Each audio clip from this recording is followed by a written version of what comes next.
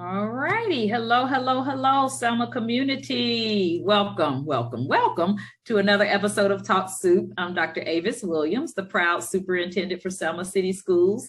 And as always, we have our amazing community engagement specialist. Hi, Courtney. Hello. How are you? How are you? I'm doing great. How about you, Doc? I am doing great as well. And today is a COVID-19 update. And as promised, we have welcomed back Allecia Harley. And she is an epidemiologist. And I'm going to introduce her in just a moment. But I want to just kind of set the stage for what we're doing today, because we do want to make sure that we're staying in touch and in tune with the feelings within the community, the concerns within the community. But we also want to make sure that we're sharing what's happening with Team Selma, and that you all have an opportunity to not only hear that information, but to weigh in if you've got any specific questions or anything. So that's going to be kind of a twofold thing, where we absolutely want to make sure that we're sharing that great information, but then you'll have an opportunity. If you've got questions on Facebook, then you certainly can add them to our Facebook comments. And if you're joining us via Zoom, then you can do the same thing via Zoom. Now, what I do want to say before we get going is that we do have our Return to Excellence plan, and that is part of what we're going to be discussing today. And not in any great detail, because I think most of our family members, most of our staff members have already seen it before, and I think it's something that you're probably pretty familiar with. So with that being said, we're not going to go into a whole lot of detail about it, but we are going to talk through the lens of our reopening plan, because that reopening plan is guiding us as we reopen schools. I mean, that's literally the plan that we're using. And Allecia, I'm looking for your bio, and I mean, it's not loading. Okay, no, just say it to the heart. You don't have to read my bio. Okay, well, I'm going to make sure we post your bio, because you are esteemed, and you have been with us before, and you've even worked with our board before, with a whole board training with our board last year, and you are truly in the field as it relates to COVID-19 as an epidemiologist. And so, one of the things that we try to emphasize is the fact that we want to stick with the science. And, making sure that, yes, we're respecting people's concerns and addressing their concerns, but we're sticking with the science in terms of how we're moving forward. So welcome. And I would like for you to tell us a little bit about yourself and about the work that you've been doing, and then we'll dive on in. Great. Well, I am so happy to be here. And I just have to tell you, kudos to Selma City Schools and to your parents, your board, your leaders, your faculty, and your scholars.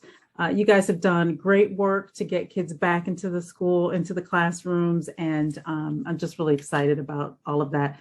To tell you a little bit about me, so I grew up here in Chicago, in the suburbs, up near in a small town. My first job was detasseling corn. But moved on from that to get my master's degree in epidemiology after graduating from Spelman with a degree in biology. So science is very important to me. But I worked in epidemiology and consulting for probably about 25, 26 years. And I have just truly enjoyed working with the folks in Selma and in the Black Belt region in general. And hope to be doing some more work through a CDC grant around doing some COVID-19 contact tracing, testing, and vaccination assistance. So that's my story. My grandmother grew up not too far from where you guys are in Laverne. So I got the opportunity to spend some of my summers in Alabama. Nice. And the rest of them right outside of Greenville, Mississippi. So, okay. But anyway, so that's my story. I'm sticking to it. Yeah, I love it. I didn't know there were places in Chicago where you were, did you call it detasseling corn? Yes. That's the same thing as shucking. Okay. It's a little different so detasseling is getting it off of the vine, right? Gotcha. Okay. And then you shuck it once you're ready to eat it. But yeah, I used to work for a little place called Rosie's Vegetable Patch, and we pick corn and cucumbers and all kinds of stuff. I love it. I love it. Yeah. Well, good stuff. Well, welcome again. And so I mentioned earlier that we are, of course, using our Return to Excellence reopening plan. And the CDC tells us that school can be reopened safely. And in-person learning can take place safely. And that's what we're trying to do, of course, with our Return to Excellence plan, as well as our frequently asked questions document. And I've shared those with you. I just wanted to hear your thoughts. Our goal with our Return to Excellence plan and the FAQ was to share the mitigation strategies that we have in place so that people were aware of what we're doing to reopen schools safely. So any thoughts about what we're currently doing? So, like I said, kudos to you, because, as we all know, whether we're talking about the Delta variant, the original variant, the Lambda variant, the Gamma, whatever, there are 3 ways to reduce our risk for exposure. And you guys are addressing all 3 of those as best you can in the populations that you can. And so one of those is getting vaccinated. We know that the vaccination helps people to prevent death and severe illness. And so you've encouraged faculty and teachers and those that are eligible in the student population to get vaccinated, which is fantastic and critically important.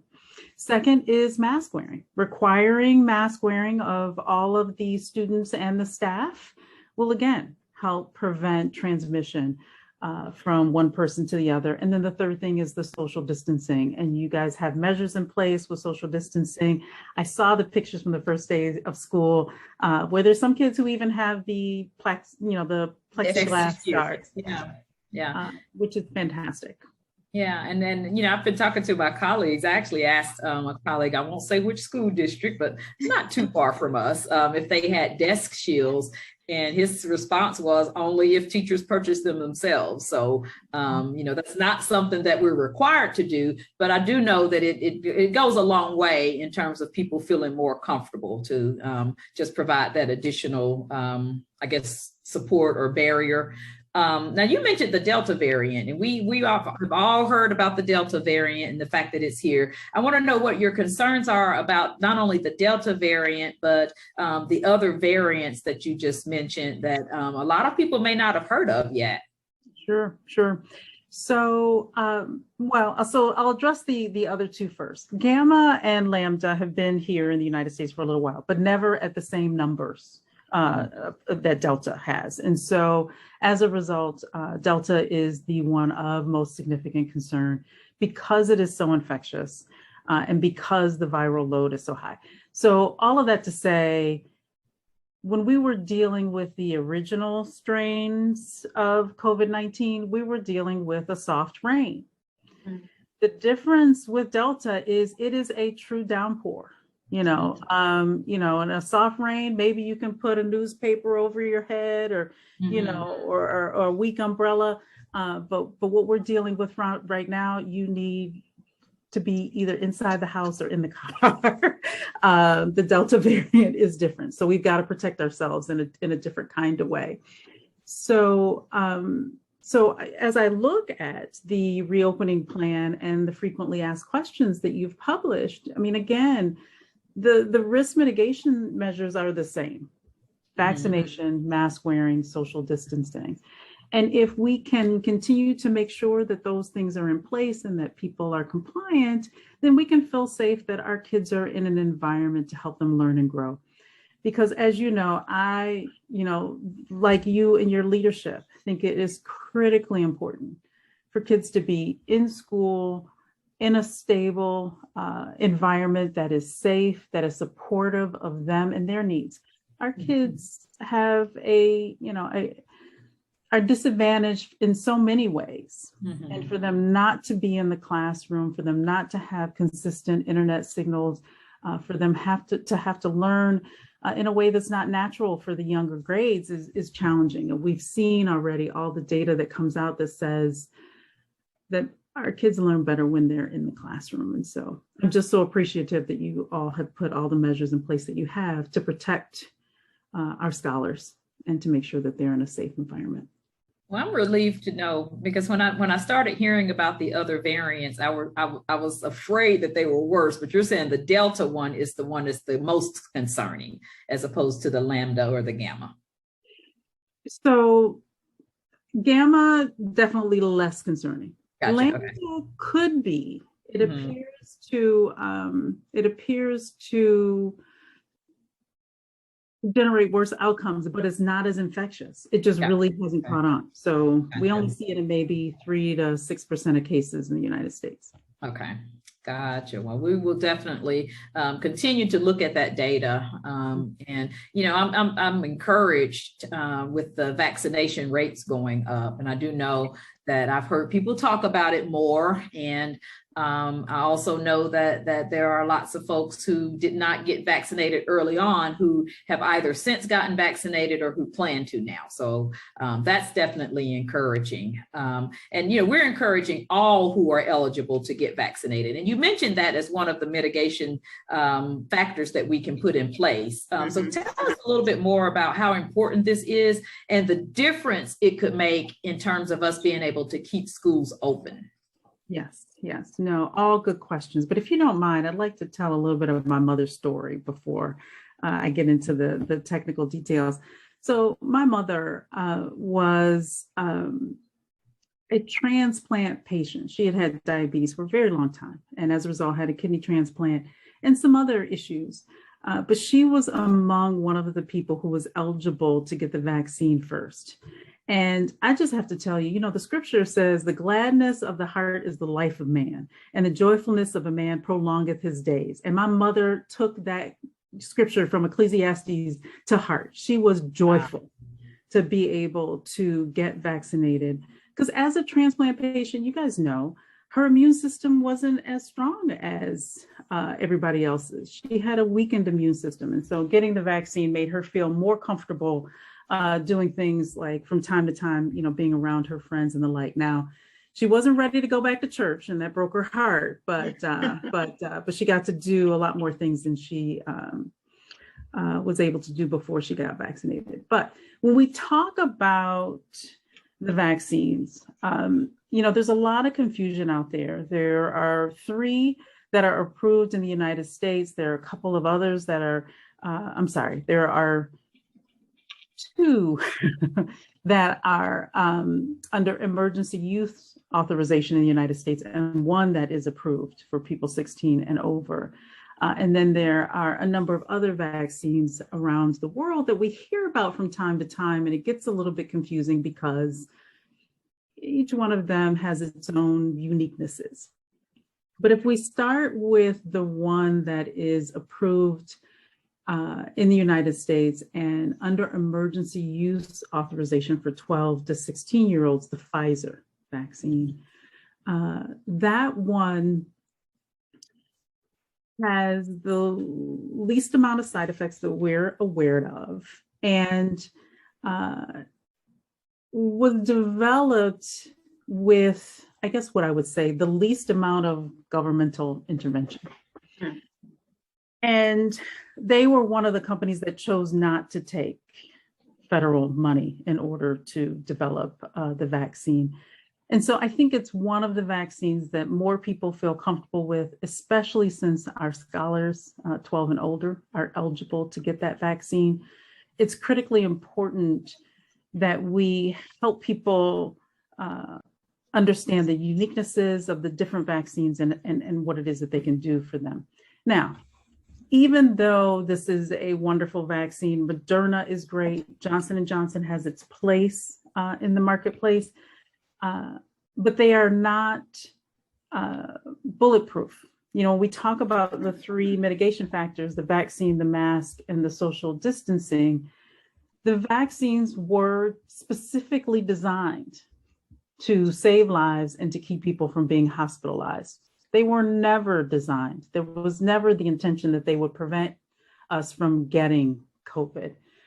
Now, when we were talking about the original strain, evidence suggested that it was preventing people from getting COVID, which was great, which is one of the reasons that the CDC said, okay, we can release the mask mandate. But when we saw Delta, Delta changed that game. Delta is a little more sophisticated. As you can imagine with any virus, as it learns and grows and mutates, it's about survival. Viruses want to survive. And if you remember, our basic science classes, those mutations are largely about it finding more hosts to be able to survive in. And so as a result, it's much more infectious. It's able to get around the viral barriers, and people who are vaccinated can catch COVID. But if you're vaccinated, your risk of death and hospitalization dramatically increase. And that's the true advantage, right? That is the true advantage. The reason to get vaccinated is so that you don't end up in the hospital or dying, so that your loved ones who are not vaccinated or can't get vaccinated, or are immunocompromised, like HIV positive or transplant patients, so that they can survive it. So that's the reason that we want to make sure we're vaccinated.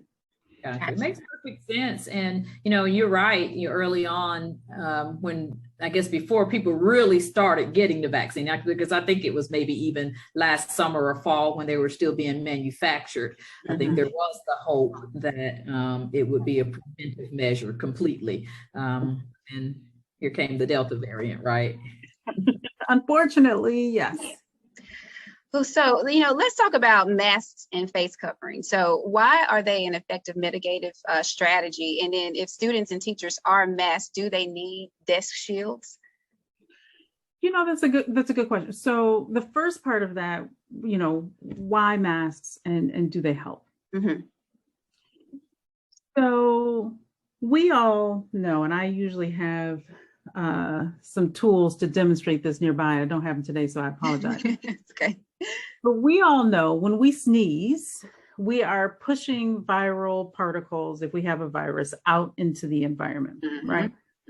So we encourage people to cover using their elbow, or if you have a handkerchief or something, to minimize the amount of particles that are flying out and can make somebody else sick. It's the same thing with COVID. The difference is that you don't have to sneeze in order for those particles to get out into the environment and allow. So it's just breathing. So we wear a mask to keep our particles in and prevent anybody else's particles as much as we can from coming into our nose and our mouths, because we're not going to walk around like this. We can try. Yeah, I think you're right. We might want to do that. You might want to dab. There is that. Yeah. And so with that being said, then to your point, the mask itself is the mitigating factor, not so much any other barrier. Right. Just an added protective layer. So if you're going to add the desk shields, okay, so the reason for that is if in fact you have somebody who has COVID, how do I come up with a clear analogy here? Well, I mean, just the same one that I used before.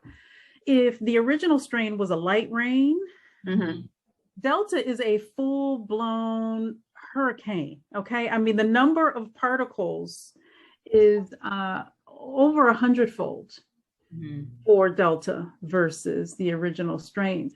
And so that mask is only going to hold so much for so long. So having a dust shield is an additional protection that gives, that gives people that are in the same proximity a little more cover. Now, if you want to be even more careful than that, after lunch, you put on a fresh mask. Right. That's a good point. Yeah, it is. I know early on, and you all remember where PPE was hard to find because people bought masks. And I do think that we're at a point now where we do have plenty or can order more. And so that might be something that we need to ensure that our team members and scholars are doing, changing their masks frequently, because even with the cloth ones, wash it. Right? Because that's the whole point. hot water, right? Wash it, and yes, you can reuse them, but I think to your point, that's something that's a good reminder for us. Yeah. I see Nurse Austin back there. She's tuned in via Zoom, and she's giving us double affirmation, thumbs up, and wash them. Yeah. So, go ahead, Doc. I was just thinking, okay, so it's almost the end of August. We've got Labor Day holiday coming up. And it's hard to believe, but the holidays, Thanksgiving and Christmas and winter holidays will be coming up before you know it, right? And I just remember last year, it was just really unnerving and concerning because of large family gatherings and the spike that we had after holidays.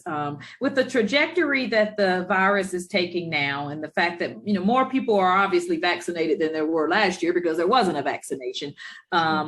And more people have had it now, which I don't know are we getting to a herd immunity spot to where this holiday season won't be as concerning for us, or do we still need to be ready to hunker down in terms of those safety measures and limit traveling and large gatherings? Well, I don't think we're going to go back to a lockdown state like we had, last year. What I will suggest, though, is one, of course, anybody who is eligible to get vaccinated should. That helps the whole, sort of process and the spread. It's, every person that gets vaccinated, the estimate is that they save 3 to 8 other people from getting COVID. Wow. So if an individual gets vaccinated, they're potentially saving the lives of 3 to 8 other people, which is amazing and wonderful. But you have the benefit well throughout the year to be able to have gatherings outside, and especially Labor Day. If you're going to do it, one of the things that we definitely know is that COVID is not spread as easily when you're outdoors. Do it outside, and mitigate that risk for everybody that's involved. If you have to go indoors, if it starts raining or, it's just too hot or whatever, then if you're with people who are not a part of your bubble or your sort of immediate group, wear a mask. And if you think about wearing that mask as your opportunity to protect the lives of those people around you who you don't know are immunocompromised, or people who are asthmatic, or, any of the other issues that people might have, wearing a mask is your way of saying, I love you. And, every once in a while we have little parties where we write I love you on the mask so that people know that is our way of showing love. I like that. And, but the other thing is that, once we get deep into the winter and people are indoors more, I think that we're going to have to understand that mask wearing during flu season probably will never completely go away. Last year, flu season was almost non-existent, thank God. And because of masks. Oh, wow. So if you just think about, the people that over the course of your lifetime that had the flu and then ended up with pneumonia and died, we prevented all of those deaths. And so again, it's a way to say I love you to wear a mask. And, if we happen to have a cold or a flu, so that we're not passing it on to others. So that's what I would suggest. These holidays don't have to be like last year. We don't have to be on lockdown. We can get together. We can have a great time. But if we're indoors and these aren't people that we spend a lot of time with, we should wear a mask. And if we have to say, I wear my mask because I love you, then we do that. I like that special touch. I really do. I have to remember that it's not just for me personally, it's for others, concerned for others more than self. So we have been grappling with the social media frenzy, and we take this pandemic very seriously. And we've been intentional and transparent about our reporting, cleaning, and our mitigation strategy. So any advice to our community about social media and the panic caused by false claims and false information?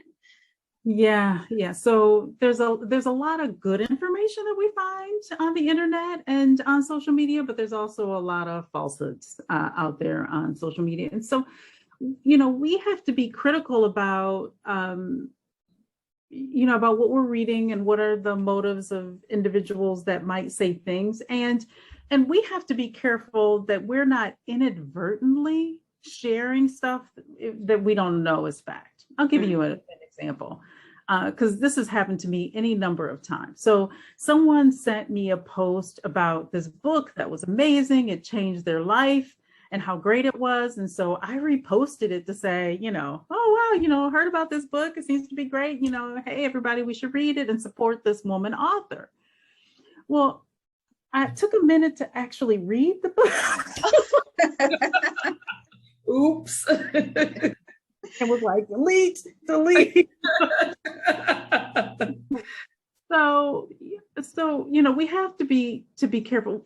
A part of what communities do, the way that we take care of one another, the way that we love one another, is that when we hear something that is concerning, we let other people know, because we don't want them to fall prey to, violence on the street, or, a scam over the phone or whatever. Our intentions are good when we share.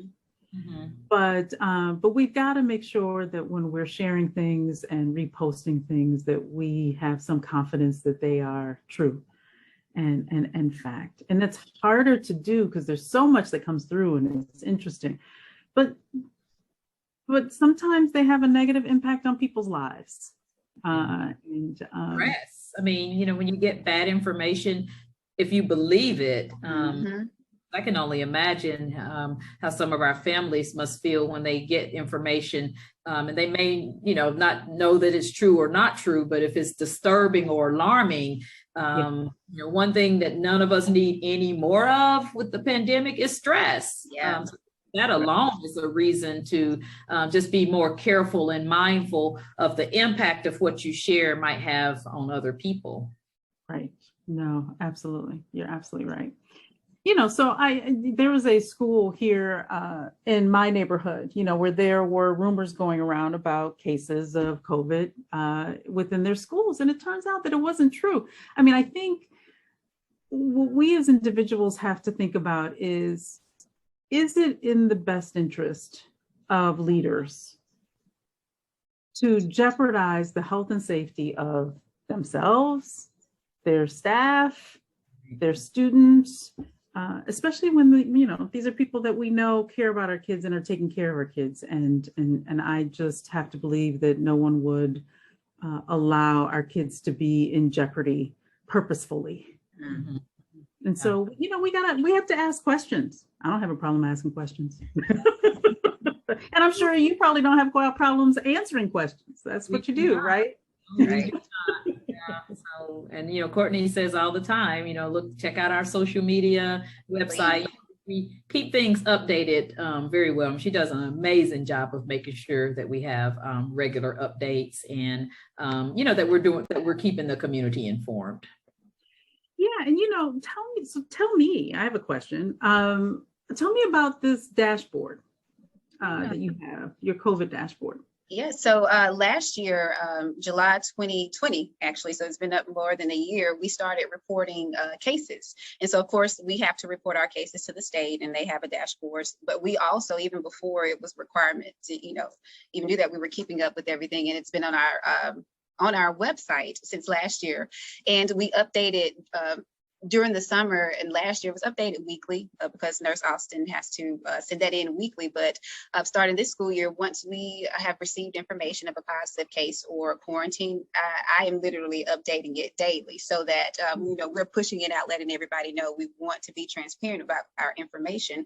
And so as the information comes in, we're updating it. And so our latest update was actually on yesterday. And so it'll be there, it will remain there, and it shows our current positive cases, but it also shows our overall since last year.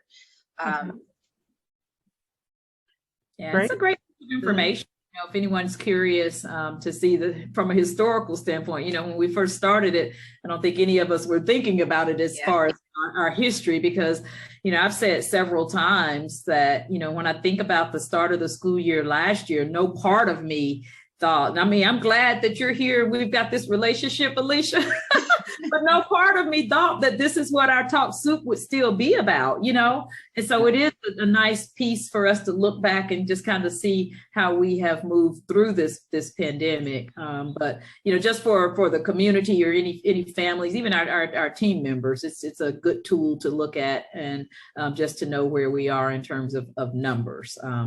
Because we do make decisions based on those numbers, and we'll continue to do so. Yeah, and so I imagine if it works the same as, sort of other locales, when you report your numbers, they're validated by the state and then become a part of the data that is collected at a state level and reported to the Centers for Disease Control. Is that right? That's correct. And our Nurse Austin, is our point person for making those official formal reports that ultimately will get to the CDC. Absolutely. Okay. All right. And so if I was a concerned parent and I wanted to know what was going on in your school district and any other school district in the state, I could submit a data request to the Department of Public Health, right? Well, actually, we have, I'm sorry. We have a link directly on our dashboard that'll send you to the State Department's dashboard. Okay. And so, again, that transparency is there. What you see on ours is for Selma City Schools, but there's also a link there embedded to where you can go look at the dashboard and search every school district. And right now, I think it will start being back updated on the state's end starting next month, meaning even though we've been submitting it, they haven't been doing any updates and have posted on their website that they'll begin that, I think, as soon as, if not this week, next week, September. And so it'll reflect everything that's been reported, but ours has still been there and we still do submit that information in. Okay. So basically saying, if you're looking at our dashboard, you go to the state's dashboard, they say, oh no, you guys are saying you have 10 and they either say 50 or we're saying 50 and theirs says 10. It's not that we are under or over reporting. They just haven't started back with their updates yet. Okay, well, that makes sense. Thank you. You're welcome. And Courtney, I don't know if we're getting any questions. I don't see any on the Zoom, but we're going to be wrapping up in just a bit. Yeah. So if anyone has any questions, please put them in the comment box. But I do have one more question, and I know recently we've started hearing about the booster shot. Yeah.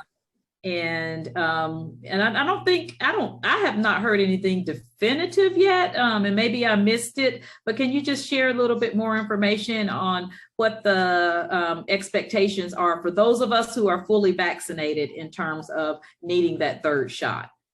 Yes. So I'm going to be honest with you. It's probably not going to be just the third shot. Okay. So make sure you don't throw your cards away. There are more spaces on it for a reason. But the third booster shot, my understanding is that the Biden administration and the Centers for Disease Control and NIH and others are trying to coordinate better so that the rollout is not as bumpy as it was earlier this year for people to get their first shots. And they are similarly, prioritizing people to get them. People with compromised immune systems like transplant patients and HIV/AIDS patients are going to be prioritized first. To get those boosters, because it's clear already that that because of the medication that they take, that the vaccine effectiveness is beginning to decrease for them. For everybody else, it is estimated that at about 8 months, it begins to decrease. It's not, it's not that the vaccine is no longer effective at all. It's just we want to maintain a certain level of effectiveness to make sure that we don't have as many breakthroughs as we're seeing. And so, again, they're going to prioritize people definitely over 80, if not over 65, and then people with comorbidities and the like. And then hopefully we'll be able to get our 5 to 12-year-olds with their first shots soon. I think that will help all of us as we get a larger, because they're, the children 5 to 12 are a significant part of the population. And so, but even in Dallas County, which, has a slightly older population, but we want to get all that done. So my thought is that, of course, there will still be vaccine clinics as we saw before. But they really want the rollout for this to be with your primary care physicians as much as possible. That way your primary care physician has all of your other records, all of your other vaccination data, so that, you know, it's all in one place, and that we can begin tracking this the way that we tracked all other vaccines, you know, throughout history. So that is the hope. And so you should see something in October and November. So hopefully by Thanksgiving, we'll all have our boosters. Yay. Now I'm going to ask you another question, and this is just pure speculation on your part. So just your thoughts. Do you think that this vaccine will ever be required for school-age children? You know, I mean, and immunization is a big deal. I know Nurse Austin was our guest a couple of weeks ago, and she went through, and I'd actually forgotten how many vaccines are required. She went through the list that that are required now for school-age children, unless you have a medical or religious exception. But what do you think? Do you think it will at some point be added to that list of vaccines? All the evidence suggests that yes, it will. The same way that other diseases have caused death or disability or permanent damage to children have been made required over time. A year, maybe 2 years from now, that will likely happen with, and it may not even be these vaccines. Actually, there are other ones that are under development. And so yes, vaccination, I suspect, will largely be required because COVID's not going away. We really have to figure out how to live with COVID. And living with COVID means vaccines, masks, and social distancing until, you know, it, like the flu virus and cold viruses, become a little less deadly. Yeah, gotcha. So we did, I'm sorry. Go ahead. You were going to, the question. Go Yeah, ahead. we did have one question in the chat. So what is, and I must just say the letters, because I don't want to pronounce it wrong, BAERS? Yeah, so that is the system that is used by the federal government to track adverse effects as a result of vaccines. And so anyone can go to that website and see what the adverse effects are. And it gives you a lot of detail about, you know, who experienced an adverse effect, which vaccine it was that they got it from. What it doesn't share is sort of the context. And so you may see that there are 40 cases of, let's just say, anaphylactic shock or something, you know, for one individual vaccine. But they don't tell you out of how many people. So, you know, many of the side effects that we're seeing with these vaccines, now that we have more than 400 million people who have gotten them, the number of adverse effects are really a drop in the bucket. Doesn't mean that they're not serious, but we've never had any population get such a small number of vaccines in such a short period of time at this number of people. We have more evidence on the safety of these vaccines than we've ever had on any vaccine in history. Wow, that's good to know. That's definitely good to know. As a statistician and epidemiologist, yes, we have never had this much data on a vaccine before. Wow. Well, Courtney, do we have any questions from Facebook? Yes, we do. Actually, we have two questions. So one is from a parent. So do you think the younger grades will have the choice to do virtual? And so I will address that. We are researching a K-5 virtual option and hope to have more information within the next week or so about that. And we will definitely keep the community informed because that has been a popular question. I've talked to some of my superintendent colleagues, and a lot of them are getting those same questions. And we certainly understand your concerns with our younger babies who are not eligible for the vaccine. And, you know, and I've said over and over again that virtual learning was not the best fit for everybody, but for some it was. So, and we do want to consider providing that choice. So more information soon, but just know that we are researching options for K-5 virtual school. Definitely. And so we have one more question. So for the football game that's on Friday, are we going to make it mandatory to wear a mask? Or do we know, because there are going to be a lot of people out there. So actually, I'm working with Coach Turner now, which is our athletic director, to finalize those game day protocols, which once we have those, we will share on our social media on Facebook. And in addition to some other athletic rules that she's coming up with for all of our athletic venues, and that'll just include basketball, volleyball as well. And so be on the lookout for that information. I'll be sure to share that, if not today, tomorrow for you guys. Courtney, if you could also too share the resolution that the city council approved last night. And I have not had a chance to read it all, but I do know that there's a citywide mask mandate that's been imposed also, and that might inform some of what. So let's make sure we include that information in our game protocols. And go Saints! Yeah. So, and that was actually part of my announcements later. But right now we don't have any more questions. If there's any more questions here on our Zoom or on Facebook, please leave those there. If we can't get to it today, I'll definitely make sure to follow back up with you. And are we ready, Doc, to move on to our announcements and shout outs?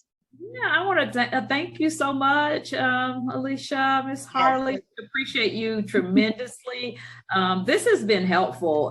It's been just really great just to talk through some things and learn a little bit more about what we can expect as we move forward. We just so appreciate your expertise and your time spending with us. So you're a member of Team Selma now, in case you didn't know. Well, thank you. Yay. And, I just want to say my hat's off to Nurse Austin. I know that she is on the front lines dealing with a lot. And so just want to give a special shout out to her.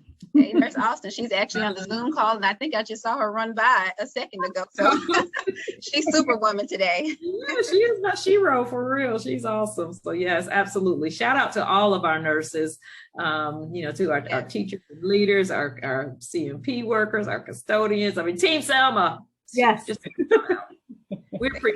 We appreciate you, and thank you so much for joining us, Ms. Harley. And we will be in touch, because I'm quite sure there'll be a need for some additional conversations as we move forward. So there is one more question. Someone asked if they can sue if they have a bad reaction to the vaccine, and I don't know legal ramifications. Any thoughts on that?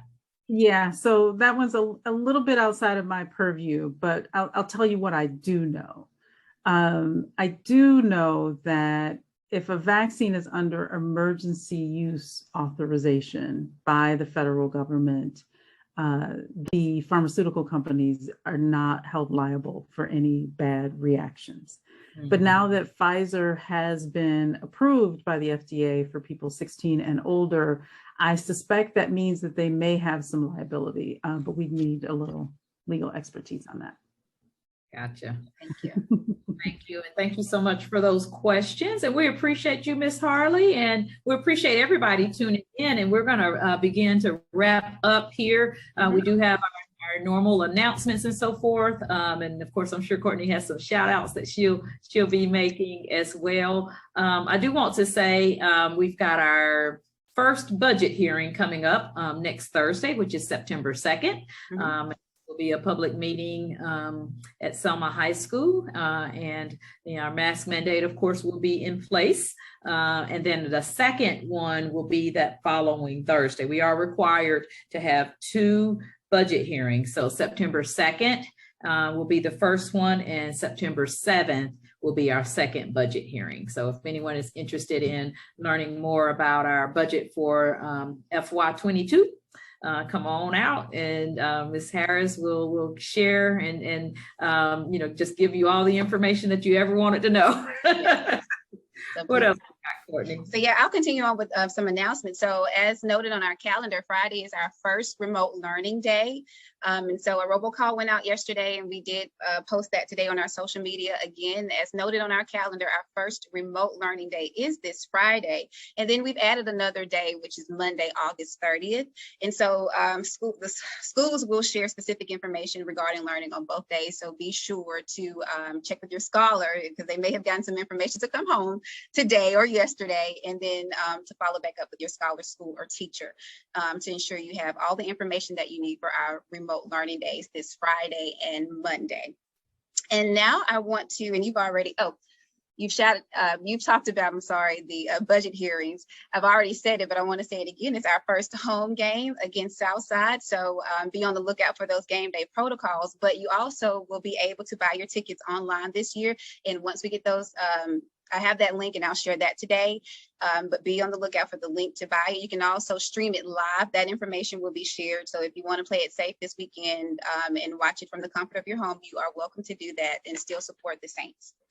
And to our shout outs, I wanted to shout out KFC, Mr. Mark Whitson again. He is always so helpful in helping us to support our schools and our teachers. Thank you for providing lunch on last week. And then thank you so much to, I didn't get a chance to get the entire list of all of our parents and our community members that have been donating water to our schools, but thank you so much.